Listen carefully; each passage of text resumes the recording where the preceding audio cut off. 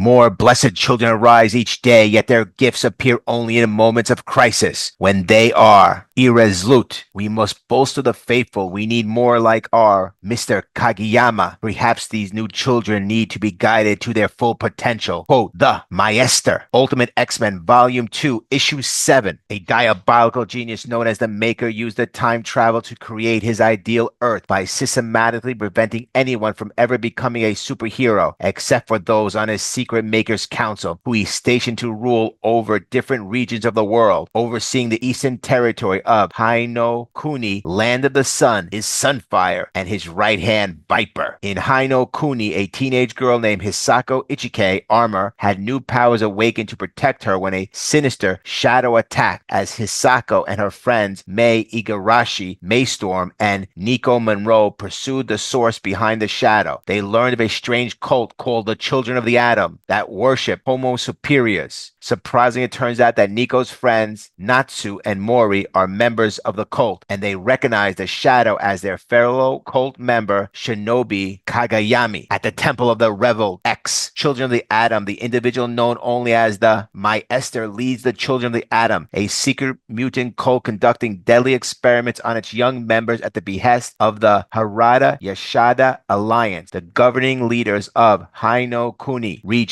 His red diamond-adorned robes, his experimental on mutants, and his overall appearance, along with his leadership of an organization with mysterious public profile, suggest that he may be Earth 616 equivalent of Nathaniel Essex, also known as Mr. Sinister. The Maester says, how much superior in the name of the Testament of X. I, your Maester, have devoted my life to you as your humble servant, ensuring your joy and equality, my children of the atom. But like all children, you have outgrown your parent. The time has come to reveal your genetic superiority and reveal in your powers become truly free. The Maester continues, the end of times are upon us. The world will naturally look to you, the next stage of evolution, to save them, and you must be ready. Those who have yet to find their strength must blossom, control, and master your gifts. Embrace your divinity. Let us begin, my children of the atom, our most sacred ceremony. Receive your endowment. Many mutants believe in this religion, the children of Adam, most of whom were brought by their parents. One of them is Surge, Noriko Ashita. We are then brought to a waiting room of the children of the atom where Surge, Noriko Ashita, is next. The doctor asks her, how are you feeling these days? Everything good? She answers yes. From the scene, it appears they are taking blood from Surge. The nurse says, are we experiencing any side effects? If anything changes, tell your mother right away. We can't be too careful, and I'll be taking that phone, please. You're well aware that they are prohibited in this area. Yes, Surge was going to see the Shadow King, Shinobi Kaganami, but once again the doctor stops her and says, Mr. Kageyami cannot be disturbed right now, and sends her off to her mother. Meanwhile, we see the Shadow King being sedated and monitored. In August 2024, following concerns raised by Shinobi Kageyami's mother regarding malfunctions in his powers, the Maester conducted a review and placed him in the organization's clinic at the Temple of the Revel X for further observations and treatment. Privately, he had his assistant, Sister Seda, bring him reports from a nearby church about a gang of mutant girls who had recently awakened to their powers. Hisako Ichike, Mei Igarashi, and Nico Monroe, and expressed interest in bringing them to his institution. The Maester also communicates to Sister Seda how special Mr. Kageyami is. The Maester says, especially the miraculous Mr. Kageyami here, his gift, his X-gene, is beyond imagination. Not only is he a telepath, but his ability to activate latent powers in others to awaken them to their potential makes him a superior among superiors. More blessed children arise each day, yet their gifts only appear in moments of crisis, when they are at their most vulnerable. We must bolster the faithful. We need more like our Mr. Kagayami. Perhaps these new children need to be guided to their full potential. He was then approached by Emperor Sunfire's right-hand woman, the Viper, who expressed concern over the death of another another experimented child. The Maester informed her that the body had been properly disposed of. However, Kageyami suddenly awoke from his sedation and launched a psychic attack on them while subconsciously calling out to Ichike. Fortunately, Viper was able to administer another sedative. Viper then asked, is this boy subconsciously reaching out to Hisako Ichike? At Iridoro High School, a new semester begins in September 2024. Mei and Hisako are talking about the Full Moon Harvest Festival, whether they will attend, but Hisako is more interested in finding out if Nico got any answers from Natsu. Just then, a girl bumps into Hisako. This is Kanon. Kanon briefly crossed paths with younger students Hisako Ichike and Mei Igarashi while leaving school, but continued on to her kendo class. There, she skillfully defeated some second-year students before heading to her older brother's police station after class. Kanon Sainouchi is a resident of Karasaki City in the Hino-Kunan region and a student at the local Iridori High School. She lives with her older brother, police officer Tatsuya, and practices kendo in her spare time. Kanon is the Earth 616 variant of Kwanon, also known as Psylocke. Her background differs significantly from her malign counterpart, and this marks the first time Kwanon has been given a full name. Kanon then traveled to her older brother's police station after class. Tatsuya Sainouchi, a police officer in Karasaki City located within the Hainan-Kunai region, greeted her. However, when they met, they argued. Tatsuya said, Kanon, let me give you some advice. When you're good at something, like you are at kendo, you can't just beat people. Teach them, share what you know. You've got to learn to get people on your side. Otherwise, there will come a time when you need help and no one will be there. They argued until an old lady showed up claiming to have seen a battered briefcase in the local Arakawai River. The old lady said, I go for walks by the Arakawai River, been doing it for years, and I've been seeing a beat-up suitcase on the riverbank for the past few days. Intrigued, Kanon accompanied Tatsuya on his investigation, even though he wanted her to go home. Tatsuya, on his bicycle, said, don't follow me. Eventually, they both came across the briefcase, which had a foul smell. Inside, the brother and sister duo found the remains of a deceased child. The body bore the symbol of the children of Adam and the number 127. Tatsuya threw up while Kanon took a picture of it with a click. Tatsuya would later report his findings to his superiors. This is the same body that the Viper was referring to in her conversation with the Maester. Viper had expressed concern over the death of a child who had undergone experimentation, and the Maester assured her that the body had been properly disposed of. The next day in the afternoon, Kanon returned home and tried to talk further about what they had found, but Tatsuya tried to make it seem like if they had never found anything, having been visited by an agent of a mysterious organization and forced to sign a non-disclosure agreement. He insisted that Kanon also keep quiet about everything so they would not get into trouble. At Jugoya Matsuri, the Full Moon Harvest Festival, Mei greets Hisako saying, wow, you're in a yukata. So cute, referring to the traditional Japanese garment. Mei adds, thanks, Granny dressed me, feeling happy and playful, saying I should have asked her to dress you too. Hisako, reminiscing, responds, the last time I wore a yukata was with Tsubasa. Mei then points out, hey, is that Nico, Natsu, and Mori, as they notice the skies growing darker above them. Hisako says, Nico, you look cute in your yukata too. Nico replies, thank you, and Mei excitedly adds, twinsies. As Nico's head turns upward, Hisako asks, Nico, what are you looking at? Then Hisako notices it too and says, oh, do you all see that? Nico responds, yes, we do. Mei casually comments, you're just noticing? I saw it a while back. Natsu adds, so did I, but I thought it was just me. Hisako, growing concerned, asks, is it getting bigger? As they realize the Shadow King has filled the skies with total darkness, and it's expanding. Next, Ultimate X-Men Volume 2, Issue 8.